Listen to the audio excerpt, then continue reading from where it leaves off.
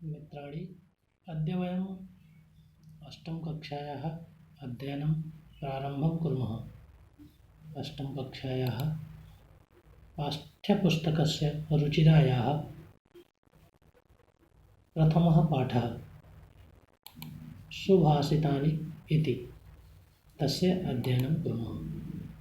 सुभाषितानि अर्थात् सुधनभाषितानि।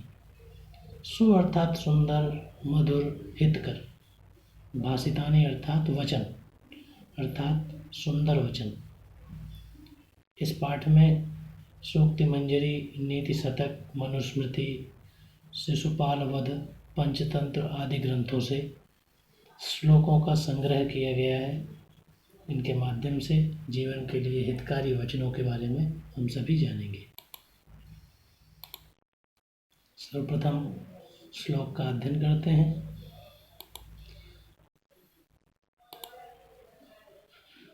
गुणा गुणज्ञेषु गुणा भवन्ति, ते निर्गुणं प्राप्य भवन्ति दोषाः। सुस्वादुतोयाः प्रभवन्ति नद्यः, समुद्रमासाद्य भवत्यपेयः। साहित्य संगीत कलाविहीनः, साक्षात् पशुः पुच्छविषाणहीनः। तृणं न खादन्नपि जीवमानः, तद्भागधेयं परमं पशूनाम्। लुब्धस्य नश्यति यशः, पिशुनस्य मैत्री। नष्टक्रियस्य कुलमर्थपरस्य धर्मः। विद्याफलं व्यसिनः, कृपणस्य सौख्यं। राज्यं प्रमत्तसचिवस्य नराधिपस्य। पीत्वा रसं तु कटुकं मधुरं समानं, माधुर्यमेव जनेन मधुमक्षिकासु। सन्तस्तथैव समसज्जनदुर्जनानां, श्रुत्वा वचः मधुरसूक्तरसं सृजन्ति। विहाय पौरुषं यो हि दैवमेवावलम्बते, सिंहः प्रसादसिंहवत् तस्य मूर्धनि तिष्ठन्ति वायसाः। पुष्पपत्रफलछाया मूलवल्कलदारुभिः, धन्याः महीरुहाः येषां विमुखं यान्ति नार्थिनः। चिन्तनीया हि विपदाम् आदाय एव प्रतिक्रिया, न कूपखण्डं युक्तं प्रदीप्ते वह्निना गृहे। एक बार आप सभी इन श्लोकों का सस्वर उच्चारण करें, तदुपरांत हम सभी क्रमशः एक एक श्लोक के बारे में जानेंगे। सर्वप्रथम प्रथम श्लोक में बताया गया है, जैसे आपको चित्र में दिख रहा होगा कि एक तरफ बालिका जल पी रही है नदी से, और दूसरी जगह वही नदी का जल समुद्र में मिलता हुआ दिखाई दे रहा है। इस उदाहरण के माध्यम से यहाँ समझाया गया है कि सद्गुण गुणवान पुरुषों के अंदर होने पर वे गुण कहलाते हैं, और निर्गुण व्यक्ति से मिल जाने पर वही गुण दोष में परिवर्तित हो जाते हैं। जिस प्रकार से नदियाँ स्वादयुक्त मधुर जल उत्पन्न करती हैं, देती हैं, किंतु वही नदी का जल जब समुद्र में मिल जाता है तो अपेय हो जाता है। क्रमशः एक एक शब्दों का अर्थ भी हम यहाँ देख सकते हैं। पुनः प्रत्येक श्लोक की पंक्ति से एक एक प्रश्न, तदुपरांत उनके उत्तर। यदि विस्तृत रूप में हम सभी भावार्थ जानना चाहें तो विद्वान और गुणी व्यक्तियों के पास जाकर गुण सद्गुण के रूप में परिवर्तित हो जाता है, परंतु वही गुण गुणविहीन व्यक्तियों के संसर्ग में दोषों के रूप में परिणित हो जाता है। जैसे नदियों में मधुर स्वाद वाला पीने योग्य जल प्रवाहित होता है, परंतु वही जल समुद्र के जल में मिल जाता है तो खारा हो जाता है और पीने योग्य नहीं रह जाता है। साहित्य संगीत कला विहीनः, साक्षात् पशुः पुच्छविषाणहीनः। तृणं न खादन्नपि जीवमानः, तद्भागधेयं परमं पशूनाम्। अर्थात जो मनुष्य साहित्य संगीत कला से विहीन है, अर्थात जिसे इनमें से किसी भी एक का ज्ञान नहीं है, वह पूंछ और सींग से रहित साक्षात पशु के समान ही है। तृणम न खादन्नपि जीवमानः, वह घास नहीं खाता है फिर भी जीवित रहता है, अर्थात बिना घास खाए हुए जीवित रहता है। तत्पशूनां परमं भागधेयम्, यह पशुओं का परम भाग्य है कि वह उनका भोज्य घास नहीं खाता है, अर्थात उसके द्वारा घास न खाए जाने से पशुओं के भोज्य पदार्थ की रक्षा होती है। क्रमशः एक एक शब्द का हम अर्थ व्याख्या जान सकते हैं।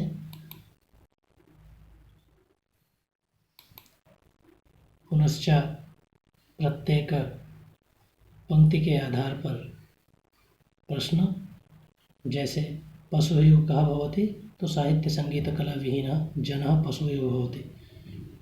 इसी प्रकार से पशुः जनः तृणं न खादन् अपि कथं जीवति, पशुः इव जनः तृणं न खादन् अपि जीवमानः भवति इत्यादि प्रश्नानाम् उत्तरं वयं ज्ञातुं शक्नुमः। यदि इस श्लोक के भावार्थ की बात करें तो जो मनुष्य काव्य, संगीत, शिल्प, अभिनय आदि कलाओं को नहीं जानता है, वह मनुष्य पूंछ और सींगों से रहित होने पर भी साक्षात पशु के समान है। यह पशुओं का बहुत बड़ा सौभाग्य है कि वह घास ना खाकर भी जीवित रहता है। इससे पशुओं के भोजन की सुरक्षा हो गई है। तृतीय श्लोक की ओर चलते हैं। मानव स्वभाव के कारण जीवन पर क्या क्या परिणाम उत्पन्न होते हैं उनके विषय में यहाँ लिखा गया है। लुब्धस्य नश्यति यशः पिशुनस्य मैत्री, नष्ट क्रियस्य कुलम अर्थपरस्य धर्मः, विद्या फलम व्यसिनः कृपणस्य सौख्यम, राज्यम प्रमत्त सचिवस्य नराधिपस्य। अन्वय के आधार पर देखेंगे। लुब्धस्य यशः नश्यति, अर्थात जो लोभी व्यक्ति हैं उनका यश, उनकी कीर्ति नष्ट हो जाती है। पिशुनस्य मैत्री, और जो चुगली करने वाले व्यक्ति हैं, किसी अन्य के विषय में उसकी बुराई करने का स्वभाव जिन व्यक्तियों में होता है, उनकी मैत्री समाप्त हो जाती है। नष्ट क्रियस्य कुलम, और जो कार्य नहीं करते हैं, किसी भी प्रकार का कार्य से विरत रहते हैं, ऐसे लोगों का कुल नष्ट हो जाता है। अर्थपरस्य धर्म, और जो केवल धन के ही प्रति हमेशा लोलुप रहते हैं, उनका धर्म नष्ट हो जाता है। इसी प्रकार व्यसिनस्य विद्या फलम, किसी भी प्रकार के दुर्गुण से, दुर्गुण के स्वभाव वाले, अर्थात किसी गंदी आदत से युक्त व्यक्ति की विद्या नष्ट हो जाती है। कृपण व्यक्ति का सुख नष्ट हो जाता है, अर्थात जो व्यक्ति धन को संचित करने का प्रयास करता है या किसी भी चीज़ को संचित करने का प्रयास करता है, उसकी मित्रता नष्ट हो जाती है। प्रमत्त सचिवस्य नराधिपस्य राज्यम नश्यति, और जो राजा का सचिव और राजा प्रमत्त, अर्थात अपने ही अहंकार में, अपने पद के मद में निरंतर राज्य की अन्य बातों की अवहेलना करते हैं, उनका राज्य नष्ट हो जाता है। एक एक शब्द का अर्थ हम यहाँ जान सकते हैं। यथा लुब्धस्य यशः पिशुनस्य मैत्री, नष्टक्रियस्य कुलम अर्थपरस्य इत्यादि। एतस्य संस्कृतेन अत्र लिखितमस्ति, किन्तु वयं ज्ञातुं शक्नुमः। पुनः किं नश्यति, यशः नश्यति, कस्य नश्यति, लुब्धस्य। प्रत्येक पंक्ति आधारित प्रश्नानि अत्र सन्ति, वयं पठितुं शक्नुमः, ज्ञातुं शक्नुमः। लोभी का यश समाप्त हो जाता है, चुगली करने वाले की मित्रता, कुकृत्य करने वाले का कुल, सर्वदा धन की लालसा रखने वाले का धर्म, बुरी आदतों वाले की विद्या और कंजूस का सुख, तथा विवेकहीन मंत्री वाले राजा का राज्य नष्ट हो जाता है।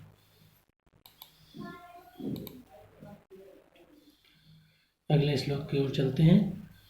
पीत्वा रसम तो कटुकम मधुरम समानम, माधुर्यमेव जनयेन मधुमक्षिका असौ।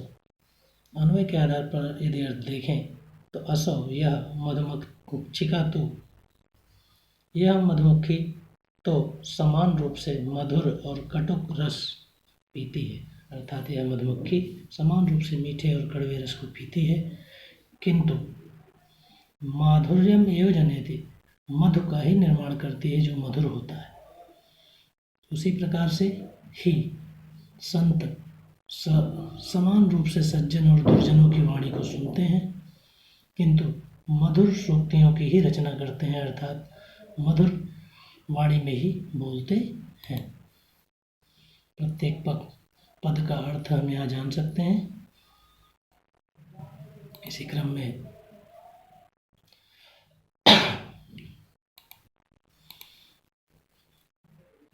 हम सभी क्रमशः का पिबति, मधुमक्षिका पिबति, मधुमक्षिका किम पिबति, रसम पिबति इत्यादि प्रश्नानाम उत्तरम वयम ज्ञातुम शक्नुमः।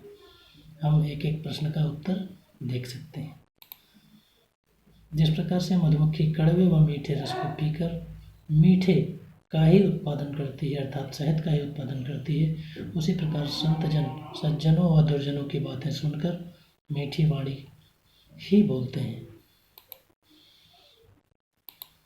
पुनः हम अगले श्लोक की ओर चलते हैं। विहाय पौरुषम यो हि दैवम अवलंबिते प्रसाद सिंहवत् तस्य मूर्धनि तिष्ठन्ति वायसाः। जैसा कि चित्र में दिख रहा है कि सिंह द्वार पर बैठे हुए हैं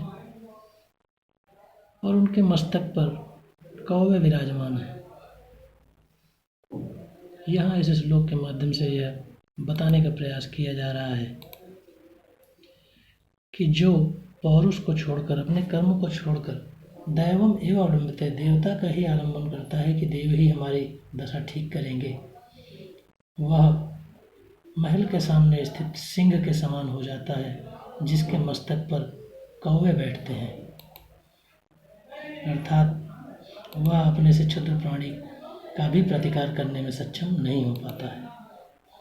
एक एक पद का हम सभी यहाँ अर्थ देख सकते हैं। विहाय पौरुषम यह ही दैवम एव अवलंबते प्रसाद सिंहवत्। इस प्रकार से हम प्रत्येक शब्द का अर्थ जानते हुए आगे बढ़ते हैं।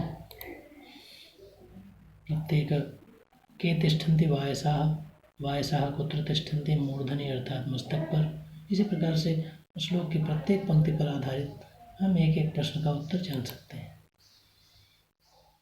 हिंदी माध्यमेन यदि ज्ञातुम् इच्छामः चेत् यः मानवः पराक्रमं परित्यज्य केवलं भाग्यस्य आश्रयं स्वीकरोति, जो मनुष्य पराक्रम को छोड़कर केवल भाग्य का ही आश्रय स्वीकार करता है, समाज में उसका उसी प्रकार से अनादर होता है जैसे राजभवन के द्वार पर स्थित सिंह की प्रतिमा का, जिसके सिर पर कौवे अपनी इच्छा अनुसार आकर के बैठते हैं।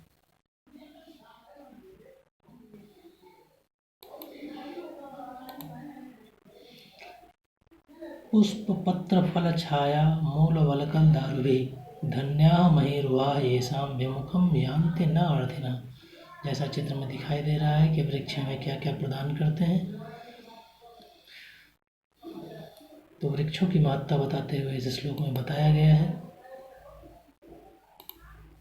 कि जो वृक्ष महीरुहा धन्याः सन्ति, वे वृक्ष धन्य हैं जो पुष्प पत्र फल छाया, पुष्प पत्तों फल छाया जड़ और छाल के द्वारा और लकड़ी से युक्त ये वृक्ष धन्य है, जो समीप आए हुए इच्छुक व्यक्ति को विमुखम न यान्ति, खाली हाथ नहीं लौटाते हैं, अर्थात उसे कुछ न कुछ प्रदान करते हैं। एक एक शब्द का अर्थ हम सभी यहाँ जान सकते हैं। पुनश्च के धन्याः सन्ति महीरुहा धन्याः, महीरुहा कह धन्याः, महीरुहा अर्थात वृक्ष में हमें क्या क्या प्राप्त होता है, पुष्प पत्र फल छाया मूल वलकल और लकड़ियाँ। इस प्रकार से आगे यदि हिंदी भावार्थ की बात करें तो जिनके पास पुष्प पत्र फल छाया मूल वलकल और काष्ठ है, वे आए हुए याचकों को कुछ न कुछ देते ही हैं। कोई याचक उन वृक्षों के पास आकर कभी भी खाली हाथ नहीं लौटता, अतः वे वृक्ष धन्य हैं।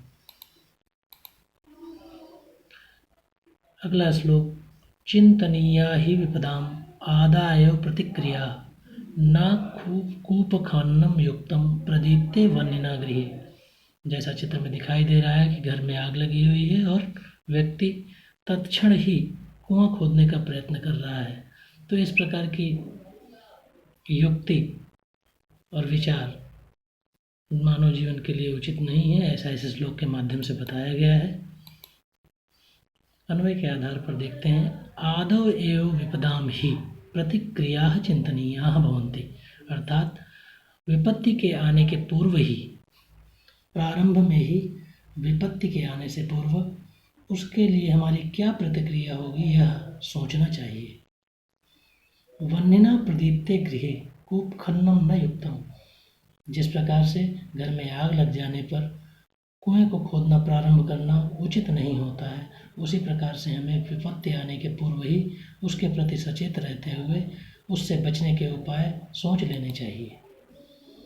प्रत्येक शब्द एक एक करके हम जान सकते हैं। चिंतनीय, विचारणीय इत्यादि। काह चिंतनीय प्रतिक्रिया अर्थात उपाय सोचना चाहिए। कासाम प्रतिक्रिया चिंतनीय विपदाम प्रतिक्रिया चिंतनीय, विपत्ति के लिए हमें प्रतिक्रिया सोचनी चाहिए। इस प्रकार से प्रत्येक पंक्ति आधारित प्रश्नों को हम यहाँ देख सकते हैं। मनुष्य को विपत्ति आने के पूर्व ही विचार कर उससे बचने का उपाय सोचना चाहिए, क्योंकि घर में आग लग जाने के बाद कुआं खोदना उचित नहीं होता है। इस प्रकार से यह पाठ पूर्ण होता है। यदि किसी को कहीं भी संशय है तो पुनः उससे व्यक्तिगत संपर्क कर सकते हैं। धन्यवाद। पुनर्मिलामः।